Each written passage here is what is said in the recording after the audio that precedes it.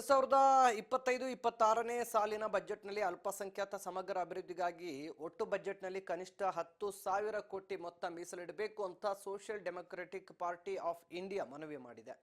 ಸದ್ಯ ಈ ಬಗ್ಗೆ ಮಾತನಾಡಿರೋ ಡೆಮೊಕ್ರೆಟಿಕ್ ಪಾರ್ಟಿ ರಾಜ್ಯಾಧ್ಯಕ್ಷ ಅಬ್ದುಲ್ ಮಜೀದ್, ಅಲ್ಪಸಂಖ್ಯಾತ ವರ್ಗಕ್ಕೆ ಸೇರಿದ ಉದ್ಯಮಶೀಲರು ಸ್ಥಾಪಿಸುವಂತಹ ಸೂಕ್ಷ್ಮ ಮತ್ತು ಸಣ್ಣ ಕೈಗಾರಿಕಾ ಹೊಸ ಘಟಕಗಳನ್ನು ಸ್ಥಾಪಿಸಲು ಹಾಗೂ ಅಸ್ತಿತ್ವದಲ್ಲಿರುವಂತಹ ಸೂಕ್ಷ್ಮ ಮತ್ತು ಸಣ್ಣ ಕೈಗಾರಿಕಾ ಘಟಕಗಳ ಉನ್ನತೀಕರಣಕ್ಕೆ ಕೆಎಸ್ಎಫ್ಸಿ ಹಾಗೂ ಇನ್ನಿತರ ಬ್ಯಾಂಕ್ಗಳ ಮೂಲಕ ಪಡೆದಿರುವ 20 ಕೋಟಿ ರೂಪಾಯಿವರೆಗಿನ ಸಾಲಕ್ಕೆ ಶೇಕಡ 50% ಬಡ್ಡಿ ಸಹಾಯಧನ ನೀಡಬೇಕು ಅಂತ ಕೇಳಿದೆ.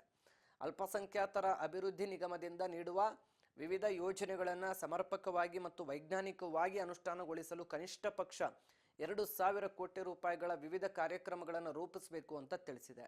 ಈ ವೇಳೆ ಉಪಾಧ್ಯಕ್ಷರು ಅಬ್ದುಲ್ ಹನಾನ್, ಪ್ರಧಾನ ಕಾರ್ಯದರ್ಶಿ ಭಾಸ್ಕರ್ ಪ್ರಸಾದ್, ರಾಜ್ಯ ಕಾರ್ಯದರ್ಶಿ ರಿಯಾಜ್ ಕುಟುಂಬು, ಬೆಂಗಳೂರು ಉತ್ತರ ಅಧ್ಯಕ್ಷರಾದಂಥ ಮೊಹಮ್ಮದ್ ಜಾವೇದ್ ಅಜಂ, ಬೆಂಗಳೂರು ದಕ್ಷಿಣ ಅಧ್ಯಕ್ಷರಾದಂಥ ಸಲೀಂ ಅಹಮದ್, ಬೆಂಗಳೂರು ದಕ್ಷಿಣ ಅಧ್ಯಕ್ಷರಾದಂಥ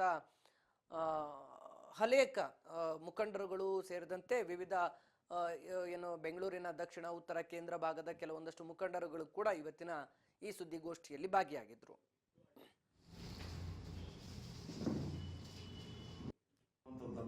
ನಾವು ಬಹಳ ಗಂಭೀರವಾಗಿ ಅದನ್ನು ಹೇಳ್ತಾ ಇದ್ದೀವಿ. ಯಾವ ಕಾರಣಕ್ಕೂ ಕೂಡ SC/ST ಗೆ ಮೀಸಲಾದ ಹಣವನ್ನು ಬೇರೆ ಡೈವರ್ಟ್ ಮಾಡಬೇಡಿ ಅನ್ನುವಂಥ ವಿಚಾರಗಳನ್ನ ನಾವು ಹೇಳ್ತಾ ಇದ್ದೇವೆ. ಅದೇ ರೀತಿ ಬೇರೆ ಬೇರೆ ಡಿಪಾರ್ಟ್ಮೆಂಟ್ಗಳು ಎಲ್ಲ ಹೋಗ್ತದೆ. ಪೌರಾಡಳಿತ ಇಲಾಖೆಯಲ್ಲಿ ಅಲ್ಲಿ ನಗರ ಪ್ರದೇಶದಲ್ಲಿ ಅನುದಾನ ಇಲ್ಲದ ಕಾರಣ ಅಲ್ಲಿ ಕೆಲಸಗಳಾಗ್ತದೆ. ಮೂಲಸೌಕರ್ಯ, ಕನಿಷ್ಠ ಚರಂಡಿ, ರಸ್ತೆಗಳು, ಕುಡಿಯುವ ನೀರು ಇತ್ಯಾದಿ. ಹಾಗಾಗಿ 30% ಬಡ್ಜೆಟ್ ಅಲ್ಲಿ ಹೆಚ್ಚಿಸಬೇಕು ಅಂತ ನಾವು ಹೇಳ್ತಾ ಇರುವಂತದ್ದು.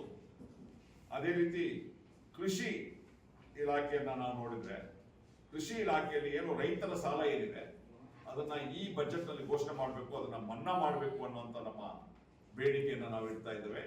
ಅದೇ ರೀತಿ ಕೃಷಿಗೆ ಸಂಬಂಧಪಟ್ಟ ಏನು ಸರಳ ಸಾಲ ಯೋಜನೆ ಏನಿದೆ ಅದನ್ನು ತುಂಬಾ ಸರಳಗೊಳಿಸಬೇಕು. ಬ್ಯಾಂಕ್ನಲ್ಲಿ ತುಂಬಾ ಕ್ರಿಟಿಕಲ್ ಆದಂತಹ ರೀತಿಯಲ್ಲಿ ಆಗಿರ್ತದೆ ಅವರಿಗೆ ಆ ಡಾಕ್ಯುಮೆಂಟ್ಸ್, ಅದು ಸರಳಗೊಳಿಸಬೇಕು. 5 ಲಕ್ಷದವರೆಗೆ ಇಂಟ್ರೆಸ್ಟ್ ಫ್ರೀ ಲೋನ್ ಅನ್ನು ಕೊಡಬೇಕು. ಅದೇ ರೀತಿ ಏನೋ 60 ವರ್ಷ ದಾಟಿದ ಕೃಷಿಕರೇನಿದ್ದಾರೆ ಅವರಿಗೆ ಪಿಂಚಣಿಯನ್ನ ಕನಿಷ್ಠ 2,000 ರೂಪಾಯಿಯ ಪಿಂಚಣಿಯನ್ನ ಕೊಡಬೇಕು. ಅದಕ್ಕೆ ಈ ಬಜೆಟ್ ನಲ್ಲಿ ಘೋಷಣೆ ಮಾಡಬೇಕು. ಇನ್ನು ವಸತಿ ಯೋಜನೆಯಲ್ಲಿ ನಾವು ನೋಡಿದ್ರೆ, ಭೂಮಿ ಮತ್ತು ವಸತಿ ಯೋಜನೆಯಲ್ಲಿ 1981ರಲ್ಲಿ ತಾಲೂಕು ಮಟ್ಟದಲ್ಲಿ ನಿವೇಶನ ಬಿಟ್ರೆ ನಿವೇಶನಗಳನ್ನೇ ಕೊಡ್ತಾ ಇಲ್ಲ, ಹೌಸಿಂಗ್ಗೆ ನಿವೇಶನಗಳನ್ನೇ ಕೊಡ್ತಾ ಇಲ್ಲ. 1981ರಲ್ಲಿ ಕೊಟ್ಟಿದ್ದು, ಆನಂತರ ನಿವೇಶನಗಳನ್ನ ಕೊಡ್ತಾ ಇಲ್ಲ.